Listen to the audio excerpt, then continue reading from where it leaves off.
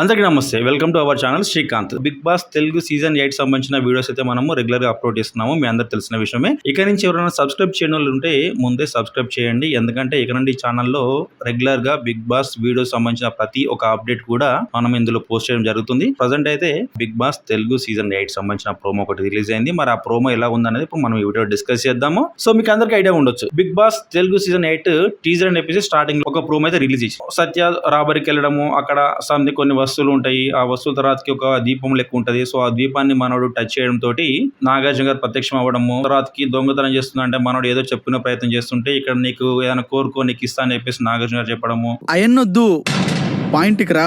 So ఏంటిదంటే నాగార్జున గారు మళ్ళీ మాట్లాడము, అడిగే ముందు ఆలోచించు ఎందుకంటే ఇక్కడ ప్రతిదీ కూడా అన్లిమిటెడ్ ఉంటుంది అనమాట అని చెప్పేసి, లిమిట్లెస్ అని చెప్పేసి. సో అప్పుడు మనోడు అంటాడు, సత్య అంటాడు నాకు లిమిట్లెస్ కావాలి, నాకు అన్ని కావాలి అని చెప్పేసి సత్య మాట్లాడము, వెంటనే తన గెటప్ మారడము, బ్యాక్గ్రౌండ్ హౌస్ మారడము, ఒకసారి మనోడు మొత్తం ఫుల్ రీచ్ అయి తనకు తనే షాక్ అవ్వడము, తర్వాత నాగార్జున గారు అటు నుంచి నడుచుకుంటూ వచ్చేసి బిగ్ బాస్ సీజన్ 8 ఏ విధంగా ఉండబోతుందని చెప్పేసి మనకు ఓ ప్రోమో ఒక సాంగ్ అయితే ఉందన్నమాట. సో అలా కామన్ గా మనం మెయిన్ పాయింట్ తీసుకుంటే ప్రతి రోజు యుద్ధమే, ఇక్కడ టాస్క్ లో కొదవలేదు, ఎప్పుడు ఏం జరిగేది తెలియదు, ట్విస్ట్లు ఉంటాయి, టర్న్స్ ఉంటాయి. అలానే బిగ్ బాస్ 8 ఈసారి ఏ విధంగా ఉంటుందో అయితే మనకు అర్థమైపోతుంది. సో ఇదే టైంలో మళ్ళీ సత్య వచ్చేసి మీడియా వాళ్ళు సత్య వెంట పడడం తోటి ఏమంటే నాగార్జున గారి దగ్గరికి వచ్చేసి రిచ్ పీపుల్స్ కి ప్రైవసీ ఇవ్వండి ఏంది మీరు అని చెప్పేసి మనోడు నాగార్జున సార్ దగ్గరికి పోయిన తర్వాతకి ఏకాంతం కావాలి, నేను సింగిల్ గా ఉండాలనుకుంటా అంటే మనం ఆలోచించుకో, ఒక్కసారి మళ్ళీ ఆలోచిస్తే ఇక్కడ లిమిట్లెస్ అనేసరికి సింగిల్ గా ఉంటా అని చెప్పేసి అనడం మనం తీసుకొని మళ్ళీ ఎడార్లో పెట్టేస్తారు. ఎందుకంటే మనోడు కోరిన కోరిక అక్కడ తూచ తప్పకుండా చేయాలి కాబట్టి. ఇక్కడ కూడా అంతే. ఒక్కసారి బిగ్ బాస్ హౌస్ లోకి ఎంటర్ అయిన తర్వాతకి ప్రతి వర్డ్ కూడా ఇక్కడ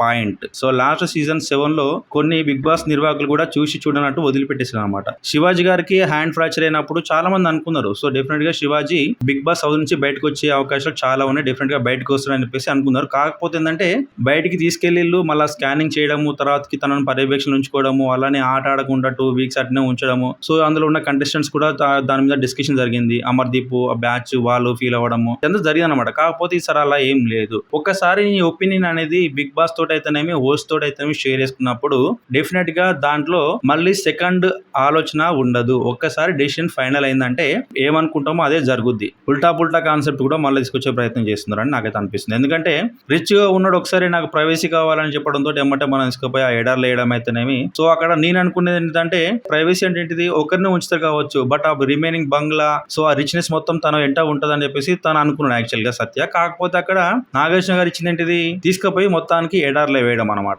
అంటే తను అనుకున్నది ఒకటి, కాకపోతే జరిగింది ఇంకొకటి. ఇలా మనం ఈ రెండు విషయాలు చూసినా కూడా ఈ 2 పాయింట్స్ అబ్జర్వ్ చేస్తే మీకు ఇది కూడా అనిపిస్తుంది. సేమ్ ఉల్టా కాన్సెప్ట్ 7th సీజన్ లో ఏ విధంగా ఉందో ఈ 8th సీజన్ లో కూడా సేమ్ అదే కాన్సెప్ట్ కూడా మనకు సిమిలర్ గా అనిపించవచ్చు. ఈసారి చూస్తే ప్రతి కూడా కొంచెం గ్రాండియర్ గానే ప్లాన్ చేసినట్టయితే నాకు అనిపిస్తుంది. అలానే ఇక షో గురించి కూడా మనము చాలా ఎక్స్పెక్టేషన్స్ డే బై డే అయితే పెరుగుతున్నాయి అనమాట.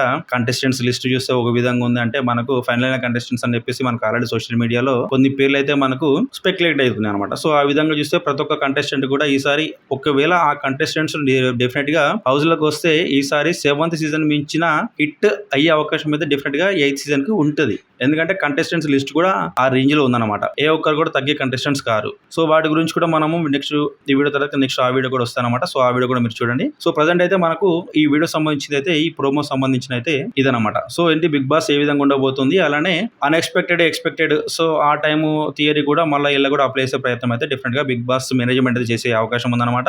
సో మీకైతే ఈ ప్రోమో ఎలా ఉందో మీరు నచ్చితే మీరు చూసి ఉంటారు కాబట్టి, మీకు నిజంగా ఈ కమింగ్ సూన్ అనే ఒక ప్రోమో ఉంది కాబట్టి, బిగ్ బాస్ తెలుగు 8 ప్రోమో ఉంది కాబట్టి ఎలా ఉందో కింద కామెంట్ చేయండి. అలానే నేను చేసిన వీడియో ఎలా ఉందో మీకు నచ్చితే కింద కామెంట్ చేయండి. ఏమన్నా చేంజెస్ ఉంటే చెప్పండి, డెఫినెట్ గా నేను మార్చుకునే ప్రయత్నం చేస్తా. సో మీకు ఈ వీడియో నచ్చినట్లయితే లైక్ చేయండి, షేర్ చేయండి. అలానే don't forget to subscribe our channel Srikanth.